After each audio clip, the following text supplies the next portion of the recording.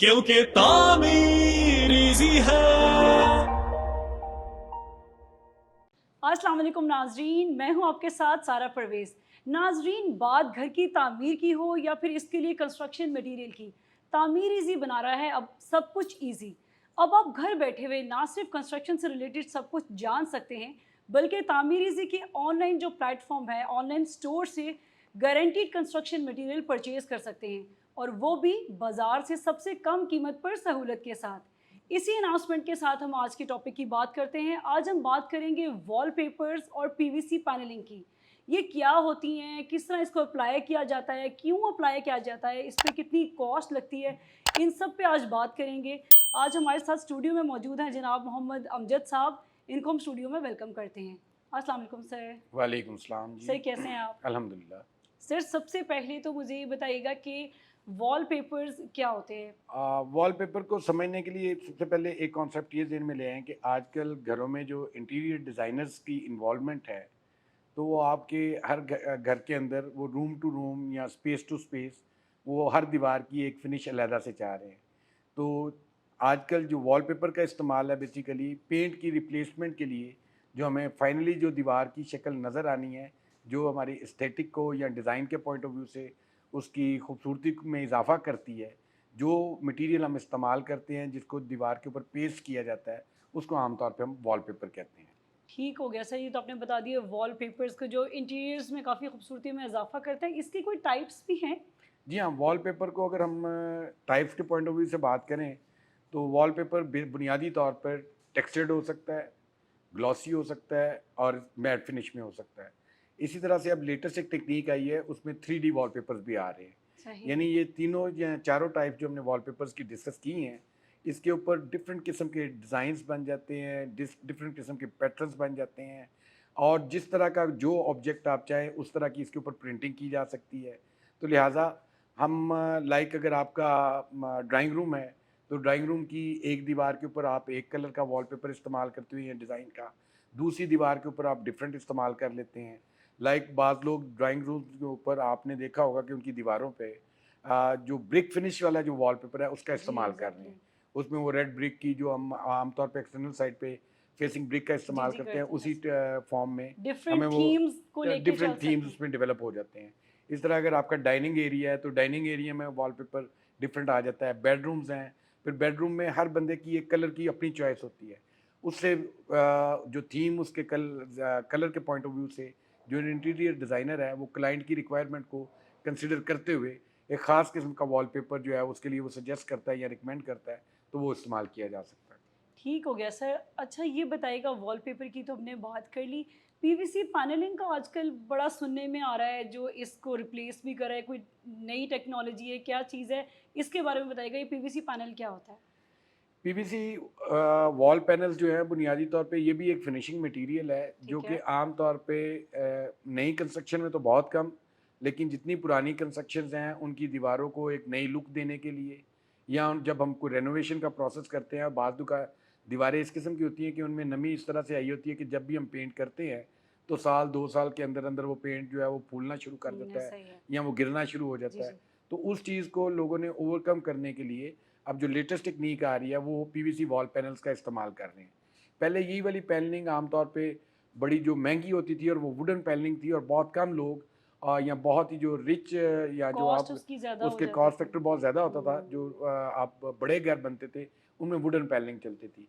वो कॉन्सेप्ट अब थोड़ा सा कम हो गया हुआ है, या वो करते भी हैं अभी, लेकिन जो पुराने घरों की रेनोवेशन है और उनकी दीवारों की फाइनल फिनिश के लिए ये पीवीसी वॉल पैनल बड़ा सिंपल उसको है फिक्स करना या उसके साथ फिनिश लेना, और बड़ा स्पीडी प्रोसेस है। और सही। उससे यानी कि अगर आपने कुछ 4-6 कमरों की दीवारों को फाइनल फिनिश करना है, तो हार्डली एक दिन में आपका वो चारों कमरों की या 3-4 कमरों की कम से कम पीवीसी वॉल पैनलिंग हो सकती है। सर वॉलपेपर्स की तरह इस जो पीवीसी पैनल्स हैं, इसके भी टाइप्स हैं?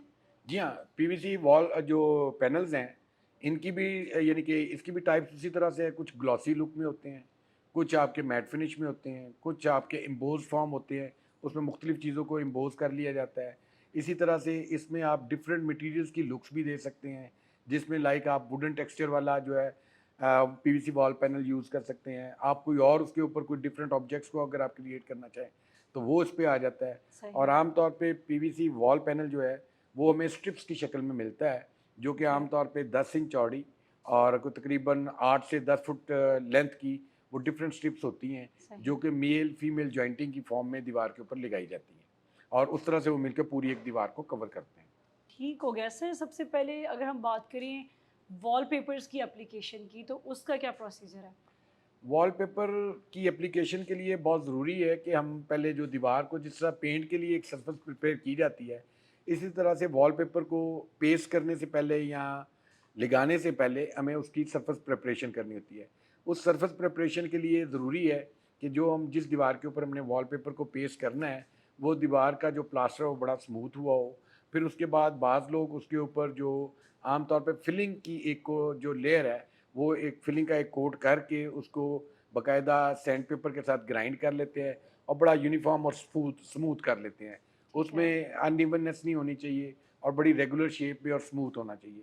जब ये हमारी उसकी सरफेस प्रिपरेशन होती है तो उसके बाद फिर हम वॉलपेपर को उसके ऊपर पेस्ट करते हैं, जिसका एक अलहदा पूरा प्रोसेस है। सर ये जो प्रोसेस का आपने ज़िक्र किया सर, ये हमें ज़रा डिटेल में बताइएगा कि कैसे वॉलपेपर्स को अप्लाई किया जाता है वॉल्स पे?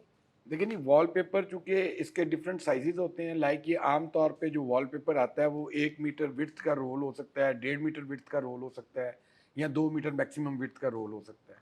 तो ये जो वॉलपेपर की अपनी विड्थ है, सरफेस प्रिपरेशन के बाद अगला जो मरहला है, हम उसके बाद अपने वॉलपेपर को और जिस दीवार के ऊपर उसको अप्लाई करना है, उसको इस तरह से उसकी गेज कर लेते हैं या उसकी साइज़िंग इस तरह से कर लेते हैं, ताकि हमारे जो जॉइंट्स हैं या जो भी वॉलपेपर टू वॉलपेपर जो उसका जोड़ लगना है, आपस में मिलना है, वो इस तरह से प्लान कर लें कि जिसकी अपैरेंटली वो फील ही ना दे कि यहाँ पर कोई वॉलपेपर आपस में एक के बाद दूसरा अप्लाई हुआ है। जो उसका एक जॉइंट्स हैं जो वो जो बिल्कुल भी जॉइंट्स वो इस तरह यूनिफ़ॉर्म से हों। वो यानी कि उसको आप कह दें कि विजिबिलिटी में ठीक वो है। ट्रेस नहीं होने चाहिए या सही। उसको बंदा उसको पकड़ ना सके कि ये यहाँ पर जोड़ आ रहा है। सही। ये और उसके बाद इसको जब हम इसकी साइजिंग कर लेते हैं या उसको प्रॉपरली प्लान कर लेते हैं कि हमारी ये कटिंग किस तरह से होनी है या इस तरह कहाँ-कहाँ इसके जोड़ आने हैं, इन चीज़ों को डिफ़ाइन करने के बाद अब उसके बाद एक ग्लू है जो मखसूस किस्म का, जो वॉलपेपर की फिक्सिंग के लिए या पेस्टिंग के लिए इस्तेमाल किया जाता है। ओके। उस ग्लू को बड़ा यूनिफ़ॉर्मली जो उसको आम तौर पे ये जो पेंटर हज़रात एक स्पैचुला यूज़ करते हैं, जिसको वो अपनी ज़ुबान में नैला कहते हैं। अच्छा, वो नैला। एक नैला होता है, वो जो एक आप कह लें कि एमएस की एक बिल्कुल एक 1.5 मिलीमीटर मोटी एक वो जो एमएस की एक शीट होती है, जिसका एज जो है वो थोड़ा-सा बारीक कर लिया जाता है और वो 4 से 6 इंच चौड़ा आमतौर पे उसका फ्रंट होता है। उसके साथ यूनिफ़ॉर्मली पूरी दीवार के ऊपर पहले ग्लू को पेस्ट कर लगा अप्लाई कर लिया जाता है। उस ग्लू को अप्लाई करने के बाद फिर वॉलपेपर को बॉटम से टॉप की तरफ भी कुछ वॉलपेपर्स को अप्लाई किया जाता है, कुछ वॉलपेपर्स को टॉप से बॉटम की तरफ लाया जाता है। ठीक है। इनको जब उस पेस्ट के ऊपर उसको चिपकाते हैं दीवार के ऊपर जब वॉलपेपर को, तो उसके बाद हमारे पास रबर के कुछ इस तरह के एक वो रोलर टाइप भी मिल जाते हैं या बाज़ लोग तो बिल्कुल एक सॉफ्ट सा कपड़ा लेकर तो उसको उसके ऊपर जब ये फिक्स कर लेते हैं तो उसके ऊपर लगाते हैं। एक सरफेस हल्का सा दबाकर उसके उसको उसके ऊपर उसको ट्रैवल करवाया जाता है या उसको आप कह लें कि जो कपड़े के साथ या उस प्लास्टिक की जो रबर की जो एक जो हमारे पास रॉड टाइप आ जाती है, उसके साथ उसके ऊपर रोल किया जाता है, ताकि उस वॉलपेपर के अंदर अगर कोई रिंकल आया हुआ है या कोई उसमें सिल्वट आई हुई है, कोई वो बबल है, वो कुछ है, वो कोई एयर पूरा बबल है उसके ठीक है। पीछे, तो वो निकल जाए और ताकि वो पूरी की पूरी दीवार के ऊपर बड़ा यूनिफ़ॉर्मली पेस्ट हो जाए और उसके पीछे कोई गैप ना बचे। ठीक तो हो ये गया। उसका बेसिकली वॉलपेपर की एप्लीकेशन का तरीका है। ठीक हो गया। सर अगर हम बात करें पीवीसी पैनलिंग की, तो उसको हम किस तरह लगा सकते हैं? उसकी एप्लीकेशन का प्रोसीजर भी बताइएगा प्लीज़। अच्छा, पीवीसी जो वॉल पैनल्स हैं उनकी जो एप्लीकेशन है उसके लिए भी हमें सबसे पहले तो ये देखना होता है कि जिस दीवार के ऊपर अपने अप्लाई करना है, क्या उस दीवार में कोई खिड़की भी आ रही है, कोई दरवाज़ा भी आ रहा है या कोई और उसमें कोई ऐसी चीज़ आ रही है जहाँ पर हमारा चूँकि पैनल का साइज़ तो हमारा फिक्स है, वो 10 इंच चौड़ा और कोई 8 से 10 फुट लंबा होता है। तो हम अपना कोशिश ये करते हैं कि उसका वर्टिकली कोई उसका जॉइंट ना आए, हम उस लेंथ को उसको इस्तेमाल करते हैं। और उसको चूँकि वॉल पैनल्स को पीवीसी वॉल पैनल्स को हम मेल फीमेल जॉइंटिंग के ज़रिए आपस में कंबाइन करके लगाते जाते हैं। प्लस इसमें नेल्स का भी इस्तेमाल होता है, जो कि हेडलेस नेल होती हैं, आम तौर पे वो विजिबिलिटी में नहीं आ रही होती सही। या फ़ील नहीं दे रही होती। लेकिन जब इसके एजेस आते हैं, लाइक वो चाहे दरवाज़े का एज हो या वो खिड़की का एज हो या इसी तरह से जो इनके टॉप और बॉटम जहाँ पर ये हमारे वॉल पैनल्स टर्मिनेट हो रहे होते हैं, तो इनके ऊपर एक ख़ास किस्म की एजिंग बनी होती है। सही। यानी विंडोज़ के लिए एजिंग वो एंगल शेप की होती है, एंगुलर फॉर्म में होती है, और जो उसके जो वैसे सिंपल वॉल के ऊपर टॉप और बॉटम पे लगती है वो बाज़ का स्ट्रेट एज वाली भी एजिंग बनी होती है। वो स्पेशल एजेस के साथ जो टॉप बॉटम पे या इसके जो जहाँ पर भी वो टर्मिनेट हो रहा है, जहाँ पर भी उस वॉल पैनल को एंड कर रहे हैं, वहाँ पर वो एजिंग का इस्तेमाल किया जा सकता है। ताकि फिनिशिंग लुक भी आए और वो इस तरह अजीब ओपन सी ना लगे एक इससे। तो वो फिनिशिंग लुक हो जाता है, दूसरा वो उनको वॉल पैनल्स को एक किस्म का वो लॉक कर देता है। जब ओके। वो एजिंग लगती है तो वो वॉल पैनल अब आपको एक यूनिफॉर्म शीट नज़र आती है, जी, जी, जी। इंस्टेड ऑफ कि वो आपको पीसेस नज़र आ रहे हों, और वो एजेस जो हैं वो उन एजेस की वजह लगने की वजह से वो वॉल पैनल्स आपके बाद में उसके स्कैटर्ड करने का या खुलने का वो जो चांसेस है वो ख़त्म हो जाते हैं। अच्छा सर, ये बताइएगा जो वॉल्स के ऊपर सीपेज आ जाती है, नमी आ जाती है, उसकी वजह से पेंट फूलना शुरू हो जाता है, तो उसका सॉल्यूशन वॉलपेपर बेटर है कि पैनल्स बेटर है?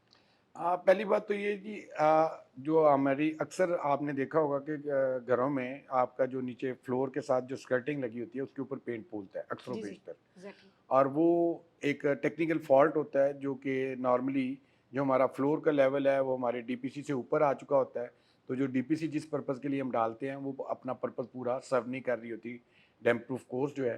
तो इस वजह से वो जब नमी दीवारों में ऊपर आती है तो वो नमी की वजह से आपका पेंट जो है वो अक्सर फूलना शुरू करता है पहले इनिशियली, और उसके बाद फूलने के बाद वो फिर गिरना शुरू कर गिरना देता है। शुरू हो जाता है, सही। तो इसका सलूशन तो ये है कि सबसे पहले तो हम उसका जो सोर्स है वो किल करें। अगर उसमें कहीं नमी के अलावा कोई और मॉइस्चर या कोई पानी की कोई वहाँ पर कोई उसमें कोई आने के चांसेस हैं, तो उस सोर्स को ट्रेस किया जाता है कि यहाँ पर नमी आती कहाँ से है। अगर वो ना भी ट्रेस हो रहा हो, फ़र्ज़ कर लेते हैं कि सोर्स, तो उसका फिर दूसरा सलूशन ये आ जाता है कि जिस जो अफेक्टेड एरिया है, जितना भी जहाँ पर ये प्रॉब्लम आ रही है, जी। उस जगह का हम सारा का सारा जो प्लास्टर और पेंट है, वो सारे का सारा चिप ऑफ करते हैं, उसको उतार लेते हैं वहाँ से, और ब्रिक्स को बिल्कुल नेकेड करते हैं हम। जब ब्रिक्स हमारी बिल्कुल नेकेड हो जाती हैं, तो उसके बाद फिर उसके ऊपर डिफरेंट किस्म की आजकल केमिकल कोटिंग्स आ रही हैं, जिनको हम वो ब्रिक्स के ऊपर अप्लाई करते हैं। ब्रिक्स के ऊपर अप्लाई करने के बाद दोबारा उसके ऊपर रीप्लास्टर करते हैं। रीप्लास्टर करने के बाद उसके ऊपर चाहे आप फिर पेपर लगा लें या पेंट कर लें, तो वो काफ़ी अरसे तक आपको प्रॉब्लम फ्री जो है, वो पेंट का जो आपको प्रॉब्लम आ रहा था, जी, जी। उससे आपको निकल जाते हैं आप, और काफ़ी अरसे तक आपको सॉल्यूशन प्रॉपर रह जाता है। रह गई बात कि हम इसके ऊपर वॉलपेपर जो मॉइस्चर्ड सरफेस होती है या जहाँ से पेंट वगैरह फूट रहा होता है, कोशिश करनी चाहिए कि जिन दीवारों में सीपेज या मॉइस्चर है, वहाँ पर वॉलपेपर को अप्लाई ना किया जाए। क्योंकि सही। वॉलपेपर अप्लाई तो हम कर लेते हैं, लेकिन with the passage of time वो भी मॉइस्चर की वजह से वो दीवार को छोड़ देता है, यानी डीबॉन्ड हो जाता है। ठीक हो तो गया। वो जिस तरह से पेंट फूलता है, इस तरह से पेपर भी आपका कोई साल 2 साल के बाद वहाँ से उखड़ना शुरू कर देता है, सही। तो लिहाज़ा वो उसका सॉल्यूशन नहीं है। हाँ, नमी वाली दीवार के ऊपर आप पीवीसी पैनल्स का इस्तेमाल कर सकते हैं। सही। क्योंकि पीवीसी पैनल्स आमतौर पे एक तो वो पीवीसी मटीरियल है जिसको हम कह रहे हैं, उसको मॉइस्चर इम्पैक्ट नहीं करता, और दूसरा ये है कि उसका और दीवार के में थोड़ा-सा गैप होता है जब उसको हम नेलिंग कर रहे होते हैं। और वैसे भी जो पीवीसी वॉल पैनल है, उस वो करोगेटेड भी हो सकता है, उसमें एम्बोस भी हो सकता है, डिफरेंट टाइप के डिज़ाइंस भी हो सकते हैं, और चूँकि वो पानी से इफ़ेक्ट नहीं होता, तो लिहाज़ा उस तरह की दीवारों के जो सॉल्यूशन के तौर पर आम तौर पे हम लोग PVC wall PVC panel panel suggest को कर देते यानी कि हैं बेस्ट कि ये सॉल्यूशन यही है। इकोनॉमिकल भी है, ठीक है। स्पीडी भी है, और आपको कोई इतना वेट वर्क भी इन्वॉल्व नहीं होता, तो आप बड़ा स्पीडीली अपने घर को एक अच्छी लुक दे लेते हैं इससे। ठीक हो गया सर। सर, ये वॉलपेपर हो जाएँ या पीवीसी पैनल, इनको अप्लाई करते हुए हमें कौन-कौन से प्रिकॉशंस हैं जो मद्देनज़र रखने चाहिए? लेकिन ये वॉलपेपर के लिए जो बुनियादी और जो पीवीसी, एक तो इनकी बड़ी कॉमन है कि जिस सरफेस के ऊपर आप वॉलपेपर या पीवीसी पैनल अप्लाई करने जा रहे हैं, उसको स्मूथ होना चाहिए, लेवल्ड सरफेस होनी चाहिए, स्मूथ होनी चाहिए। ये इसका सबसे पहला प्रिकॉशन है। दूसरा प्रिकॉशन इन दोनों में, जिस दीवार के ऊपर आपने अप्लाई करना है, कोशिश ये करें आप अपने मटेरियल को और उस दीवार को उसको पहले से प्लान कर लें कि आपने किस जगह पे कौन सा पीस फिक्स करना है, उसकी कटिंग वगैरह प्रॉपर कर लेते हैं, और उसको अच्छे तरीके से ताकि पहले से प्लान करके मैनेज करके फिर अप्लाई किया जाता है। अगर आप बगैर प्लानिंग के उसको दीवार के ऊपर अप्लाई करते हैं, तो बाज़ औक़ात आपको ये नहीं पता कि आपका ये जॉइंट कहाँ आएगा, या कट पीस अगर कोई छोटा पीस आ रहा है, तो उसको आप फिर उस तरह से मैनेज नहीं कर पाते जैसे आप पहले सोच सकते हैं। ये 2 चीज़ें हो जाती हैं। तीसरा ये है कि इनकी प्रिकॉशंस में ये है कि ये आम आदमी, आम वर्कर नहीं लगाता। इसके लिए इसका स्किल्ड या प्रोफ़ेशनल आदमी का होना ज़रूरी है। ठीक चाहे है। वो वॉलपेपर की एप्लीकेशन हो या पीवीसी वॉल पैनल की एप्लीकेशन हो। जो इनके स्किल्ड वर्कर होते हैं या स्किल लेबर होती है इस जो प्रोफ़ेशन एक्सपर्ट है की, इसके अंदर जो लगाने में। एक्सपर्ट्स हैं, वो इनको एक तो स्पीडीली भी लगाते हैं, दूसरा वो उसको फ्लॉलेस लगा देते हैं, आपको यानी कि इसमें प्रॉब्लम नहीं आती और वो ज़्यादा अच्छी लुक देते हैं। जब ये सारा ये प्रोसेस हो जाता है तो उसके बाद सिंपल एक कॉटन का कपड़ा लेते हैं, आप इसको वाइप ऑफ कर देते हैं, सफाई कर देते हैं, तो वो क्लीनिंग के बाद आपको एक अच्छी लुक में और जिस तरह की एस्थेटिक्स आप चाह रहे होते हैं उस तरह से आपको एक इनर सरफेस आपको इंटीरियर दीवारों के ऊपर आपको मिल जाती है। Thank you so much sir, काफ़ी डिटेल में आपने हमें वॉलपेपर्स और पीवीसी पैनल के बारे में बताया। जी नाजरीन, उम्मीद है आपको वॉलपेपर्स, पीवीसी पैनल इन दोनों के बारे में तफसीली हर डिटेल समझ में आ गई होगी। अगर आपको फिर भी लगता है कि कुछ रह गया है, कुछ पूछना चाहते हैं, तो कमेंट्स बॉक्स में हमसे ज़रूर पूछ सकते हैं या फिर हमारी वेबसाइट विजिट कर सकते हैं tameereasy.com। और मत भूलिएगा कि अब तामीर इज़ी आपके लिए ऑनलाइन स्टोर भी लेके आ रहा है, जिसमें आप गारंटीड कंस्ट्रक्शन मटीरियल्स बाज़ार से सबसे कम कीमत पे परचेज़ कर सकते हैं। तो store.tameer.easy भी ज़रूर विज़िट कीजिएगा। अब तक के लिए इतना ही। अल्लाह हाफ़िज़।